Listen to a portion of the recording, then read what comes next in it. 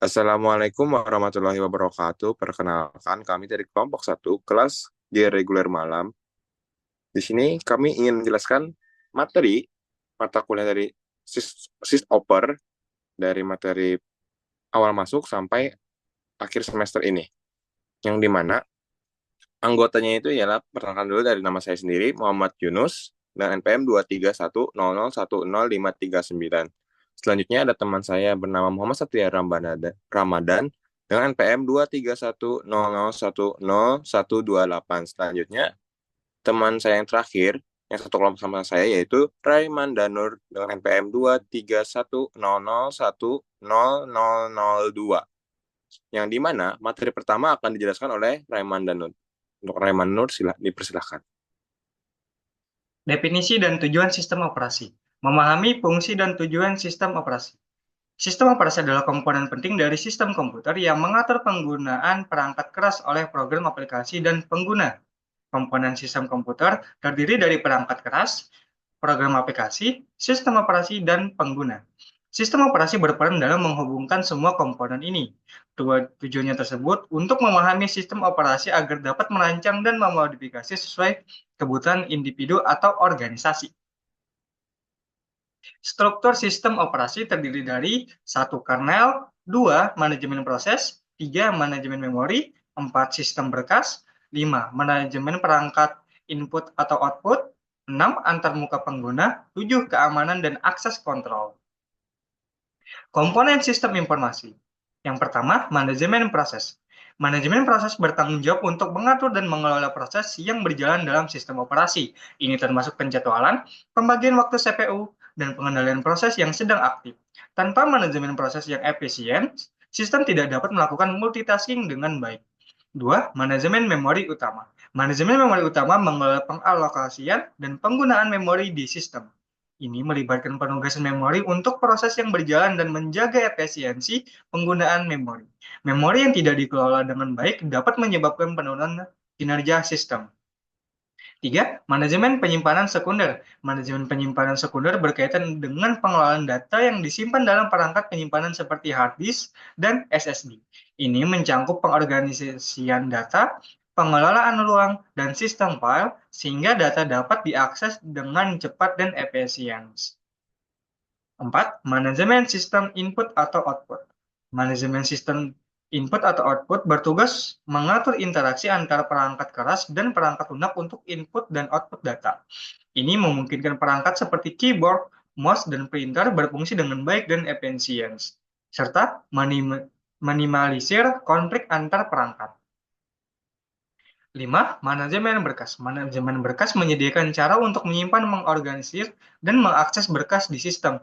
Ini termasuk pembuatan, penghapusan, pengeditan, dan pengaturan hak akses berkas. Sistem yang baik akan memudahkan penggunaan dalam pengelolaan data mereka. 6. Sistem proteksi. Sistem proteksi bertanggung jawab untuk menjaga keamanan dan integritas data dalam sistem operasi. Ini mencakup kontrol akses dan mekanisme perlindungan untuk mencegah akses tidak sah serta kerusakan data, yang sangat penting dalam lingkungan yang sensitif. 7. Komponen jaringan. Komponen jaringan dalam sistem operasi memungkinkan komputer untuk terhubung dan berkomunikasi satu sama lain. Ini mencakup pengelolaan protokol jaringan dan komunikasi data, yang sangat penting dalam era digital saat ini untuk kolaborasi dan berbagi informasi. 8. Sistem interpreter. Sistem interpreter perintah adalah bagian dari sistem operasi yang menangani input dari pengguna dan menerjemahkan perintah tersebut menjadi tindakan yang dimengerti oleh sistem. Ini memungkinkan penggunaan untuk berinteraksi dengan sistem melalui perintah teks, menjadikannya alat yang penting bagi penggunaan tingkat lanjut. Manajemen proses adalah pengelolaan siklus hidup proses termasuk penciptaan, eksekusi, dan penghentian proses di dalam sistem komputer. Hal ini sangat penting untuk memastikan bahwa sumber daya sistem dikelola dengan efisien. Siklus hidup proses terdiri dari 5 tahap penting yang menggambarkan perjalanan setiap proses dalam sistem komputer. 1.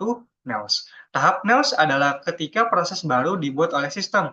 Di sini, proses masih dalam status awal dan belum siap untuk dieksekusi. 2. Ready. Pada tahap ready, proses telah siap dijalankan oleh CPU. Ini menunjukkan bahwa semua sumber daya yang diperlukan untuk menjalankan proses telah disiapkan. 3. Running.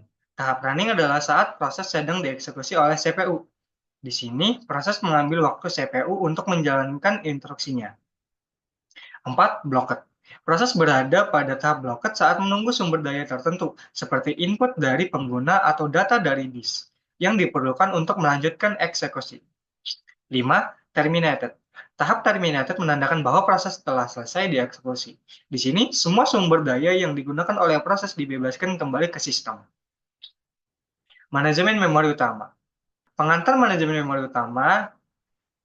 memori utama adalah bagian dari sistem operasi yang menentukan proses yang ditempatkan dalam antrian. Sistem operasi ini berjalan dengan modus real dengan arsitektur berbasis prosesor Intel x86. Jenis manajemen memori terdapat dua jenis, yaitu manajemen memori statis dan partisi dinamis. Manajemen memori statis dalam pemartisian statis, jumlah, lokasi, dan ukuran proses di memori tidak berubah sepanjang waktu. Partisi dinamis. Dengan pemartisian dinamis, jumlah, lokasi, dan ukuran proses di memori dapat berubah secara dinamis. Fungsi manajemen memori. Manajemen memori berfungsi untuk menentukan proses mana yang mendapatkan alokasi memori, mengelola informasi tentang memori yang digunakan dan tersedia, serta menangani alokasi ulang memori ketika proses selesai. Manajemen penyimpanan sekunder. Pengertian manajemen penyimpanan sekunder mengacu pada metode pengolahan data yang jarang diakses, yang disimpan pada media non-volatile. Data ini tetap ada hingga dihapus atau ditimpa, memungkinkan pemindahan informasi dari penyimpanan primer. Fungsinya melengkapi penyimpanan primer dengan memindahkan data yang tidak memerlukan akses cepat. Hal ini membantu membebaskan ruang pada penyimpanan primer, meningkatkan kinerja sistem secara keseluruhan. Tipe penyimpanan sekunder. Ada beberapa tipe penyimpanan sekunder yang umum digunakan, seperti magnetic storage, optical storage, dan solid state storage, masing-masing dengan karakteristik dan aplikasi yang berbeda. Magnetic storage tipe ini mencakup hard disk dan floppy disk yang menyimpan data melalui magnetisasi. Magnetic storage dikenal dengan kapasitas penyimpanan yang besar dan biaya yang efisien. Optical storage menggunakan teknologi optik untuk menyimpan data, seperti pada CD dan DVD. Media ini cocok untuk pengarsipan dan distribusi data dalam format yang mudah dibaca. Solid State Storage, atau dapat disebut SSD, dan flash disk drive adalah contoh penyimpanan solid state yang lebih cepat dan tahan lama dibandingkan dengan hard disk. Mereka memiliki keunggulan dalam kecepatan akses dan ketahanan fisik. Manajemen sistem I/O atau input atau output. Manajemen sistem input atau output adalah proses penting dalam pengendalian aliran data yang masuk dan keluar dari sistem pemersatan data.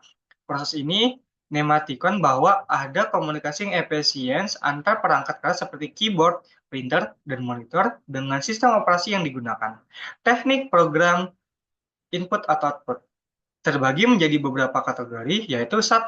Programmed input atau output. Di sini, prosesor bertanggung jawab penuh atas setiap transfer data yang bisa menjadi tidak efisien. 2. Interrupt input atau output. Pada metode ini, perangkat dapat menginterupsi prosesor saat data siap untuk diproses, meningkatkan responsivitas. 3. DMA, dan kurung Direct Memory Access, metode paling efisien di mana transfer data dilakukan langsung antar memori dan perangkat tanpa melibatkan CPU, mengurangi beban kerja prosesor.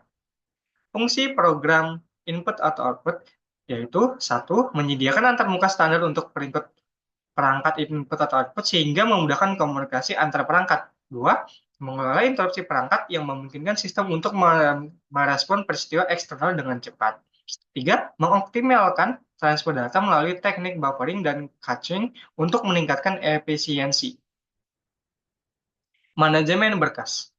Manajemen berkas adalah suatu sistem yang melakukan pengoperasian berkas seperti membuka, membaca, menulis, menghapus, dan menyimpan berkas pada sarana penyimpanan sekunder yang bersifat non-volatile. Media penyimpanan yang digunakan dalam manajemen berkas umumnya bersifat non-volatile, sehingga data di dalamnya tidak hilang meskipun terjadi pemadaman listrik atau reboot sistem. Fungsinya terdapat yaitu 1. Memberikan nama yang unik untuk setiap file, 2. Mengatur lokasi file di penyimpanan, 3. Memberikan hak akses untuk melindungi file dari akses yang tidak sah. Sistem proteksi. Sistem proteksi adalah mekanisme penting yang mengontrol akses program, prosesor, atau pengguna terhadap sumber daya sistem. Ini sangat penting untuk menjaga integritas dan keamanan sistem komputer dari ancaman yang mungkin terjadi. Tujuannya adalah untuk melindungi sumber daya sistem dari akses yang tidak sah. Mekanisme ini meliputi identifikasi pengguna, pengendalian akses, dan pelaksanaan proteksi. Sistem terdistribusi Sistem terdistribusi adalah kumpulan komputer yang saling terhubung melalui jaringan dan bekerja bersama untuk mencapai tujuan yang sama. Komputer-komputer ini tidak berbagi memori atau clock secara langsung, melainkan berkomunikasi melalui protokol jaringan. Keuntungannya yaitu satu, peningkatan kecepatan komputasi, dua, ketersediaan data yang tinggi, tiga, meningkatkan kehandalan sistem, empat, berbagi sumber daya. Command Interpreter System, dalam kurung CEL, adalah komponen dari sistem operasi yang bertugas untuk menerima dan mengeksekusi perintah dari pengguna, sebagai antarmuka utama antara pengguna dan sistem. Sel memungkinkan pengguna untuk mengontrol berbagai fungsi sistem melalui pernyataan kontrol.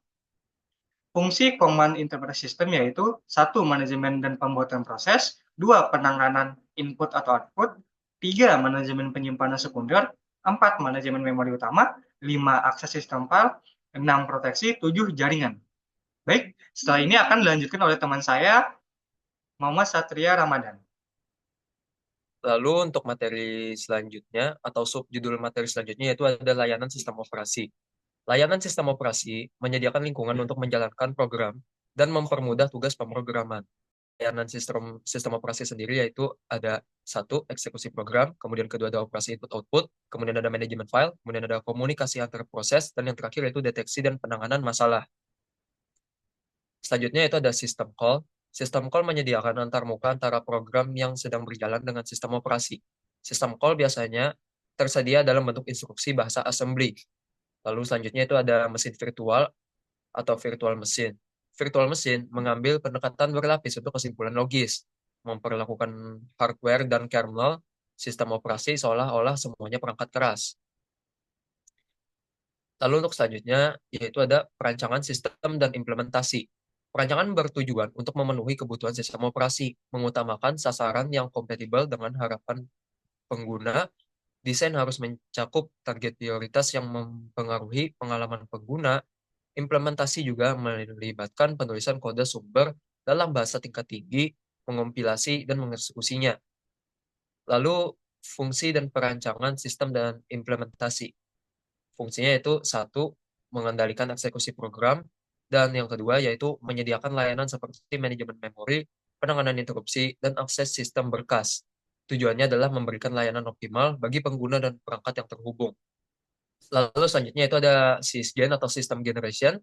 Sysgen adalah proses konfigurasi sistem operasi agar dapat berjalan pada perangkat keras tertentu. Karena setiap sistem komputer memiliki perangkat keras yang berbeda, yaitu seperti prosesor, perangkat input-output, ataupun memori. Proses ini memastikan sistem operasi dapat bekerja dengan optimal sesuai konfigurasi perangkat. Lalu, apa saja sih proses dari sistem generation?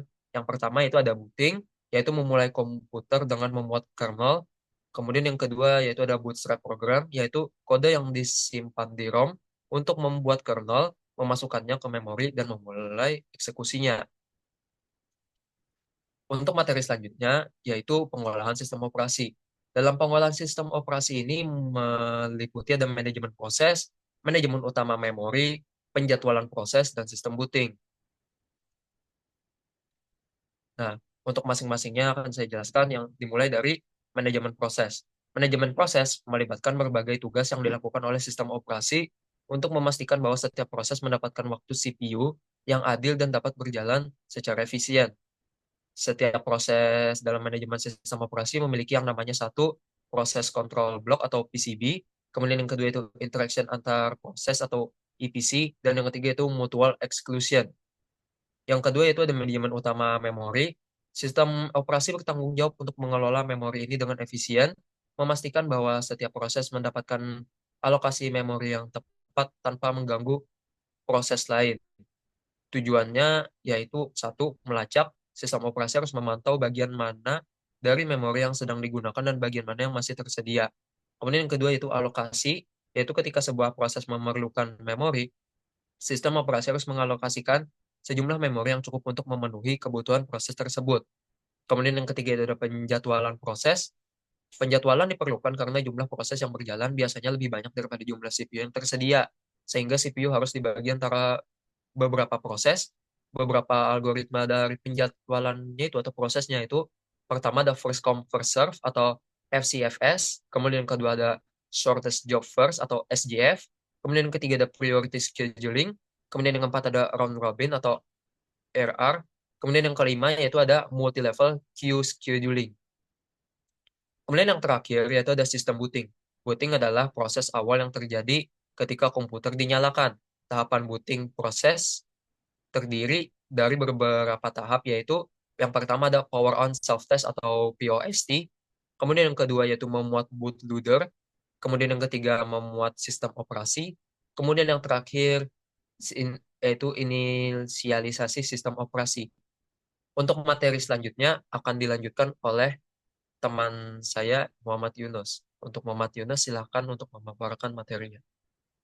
Baik, selanjutnya saya akan menjelaskan sistem berkas. Apa sih sistem berkas itu? Definisi sistem berkas ialah sistem berkas adalah mekanisme yang memungkinkan sistem operasi mengatur penyimpanan data media seperti hard disk, SSD, dan flash disk. Sistem ini memiliki fungsi utama. Yang pertama tuh, mengorganisasikan data, menyusun data struktur hierarki menggunakan director dan subdirectors, dan menyediakan akses juga, memungkinkan pengguna membaca, menulis, dan memodifikasi data, dan menjamin keamanan data, memberi hak akses dan proteksi. Dan selanjutnya itu komponen utamanya itu ada file berkas, seperti unit dasar, berisi informasi yang digunakan oleh pengguna, format seperti teks, gambar, video, dan program, dan lain-lainnya. Itu directory itu adalah folder. Folder ini untuk mengorganisasi satu file gitu. Jadi kalau semua file digabung nanti jadikan folder. Dan selanjutnya itu inodate, struktur data yang menyimpan informasi tentang lokasi fisik file di peringkat penyimpanan. Jadi sistem berkas itu buat menyimpan, yang dimana ada namanya kayak director, yang folder tadi buat ketika kita menyimpan semua file itu di folder tadi, karena kan supaya lebih gampang melakukan pencarian. Dan ada inode itu struktur data menyimpan informasi lokasinya, jadi ketika kalian mencari itu nggak kesana kemari seperti itu. Selanjutnya itu sistem berkasnya itu ialah jenis. Jadi ada berbagai jenis sistem berkas itu. Yang pertama ada FAT, File Allocation Table, NTFS, Neo Technology File System, dan EXT, Extension File System. Selanjutnya ada HVS Plus dan AVFS, Available File System. Jadi saya akan menjelaskan FAT dulu.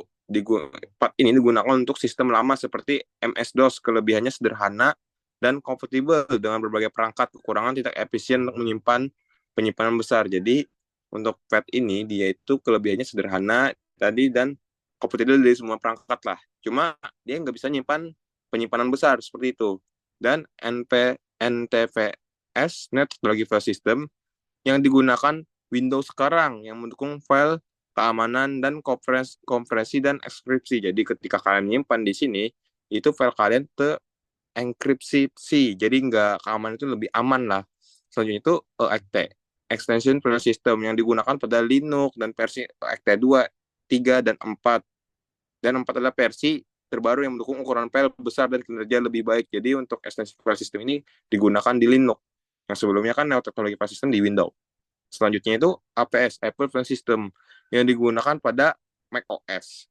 Yang dimana APS ini dikhususkan untuk di Apple gitu, yang didesain untuk SSD dan mendukung fitur seperti ekskripsi serta snapshot. Jadi sebenarnya sih kalau jenisnya ini hampir sama aja, cuma kayak Neo Technology File System itu buat di Windows, untuk Action ini untuk di Linux, sedangkan untuk Apple File System ini untuk di Apple gitu, Mac OS.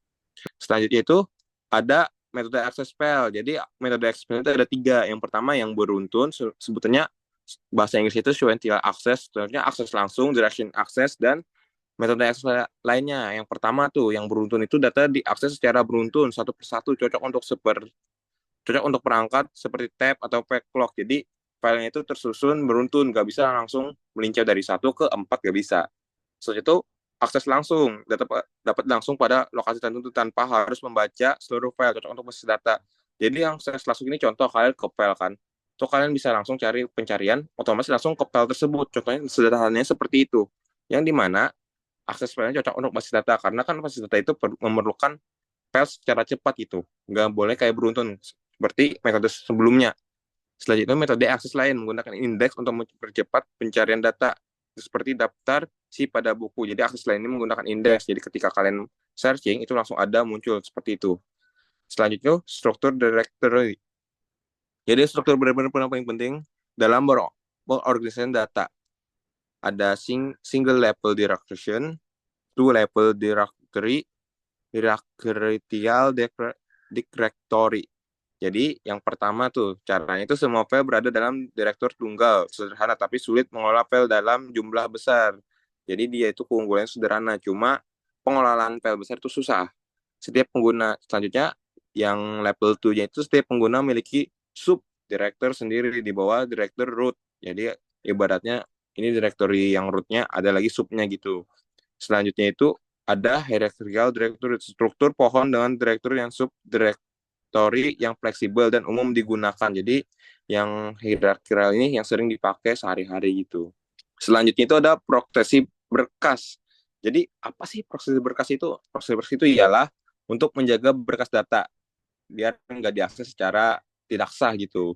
Yang pertama itu ada hak akses. Kita bisa mengatur izin untuk membaca, menulis, write, menggunakan instruksinya itu kita bisa gunakan proxy kayak misalnya kalian punya Google Drive itu kan itu kita bisa kayak mengaksesnya Google Drive itu cuma orang-orang tertentu. Selanjutnya itu enkripsi. Ini apa sih? Enkripsi ini untuk mengubah data format yang hanya dapat dibaca oleh pengguna itu menjadi hal yang berbeda gitu. Jadi enkripsi jadi nggak gampang untuk dihack. Selanjutnya itu manajemen dokumen. Sistem mengelola dokumen seperti in-office DMS mempermudah pelacakan dan pengarsipan dokumen secara digital. Jadi manajemen ini berarti kalian memanajemen dokumen kalian gimana supaya nyaman mengelolanya gitu. Selanjutnya itu operasi dasar. Operasi dasar ini melingkupi yaitu pembuatan file, penghapusan file, pembacaan dan penulisan file dan navigasi direktori dan pengubahan metadata. Jadi pembuatan file seperti yang kalian lihat kayak bikin Word itu kan kalian pasti membuat file. Jadi di sistem operasinya itu operasi dasar. Dan itu ada penghapusan file. Jadi penghapusan file ini menghapus data metadata melepaskan ruang penyimpanan gitu. Selanjutnya pembaca dan penulisan file. Jadi kita bisa mengakses isi file itu dan memodifikasinya. Selanjutnya navigasi direktori itu menjelajahi direktori untuk menemukan file tertentu. Jadi kayak yang sebelumnya kita bisa mengelola file kita di folder-folder tersebut. Selanjutnya itu ada pengubahan metadata yang dimana memperbarui informasi file seperti waktu, modifikasi, dan hak akses. Jadi kita bisa mengubah metadata tersebut seperti kapan waktunya, modifikasinya, atau hak aksesnya. Seperti itu. Sekian dari presentasi kelompok 1. Kalau ada salah hilap, mohon dimaafkan. Assalamualaikum warahmatullahi wabarakatuh.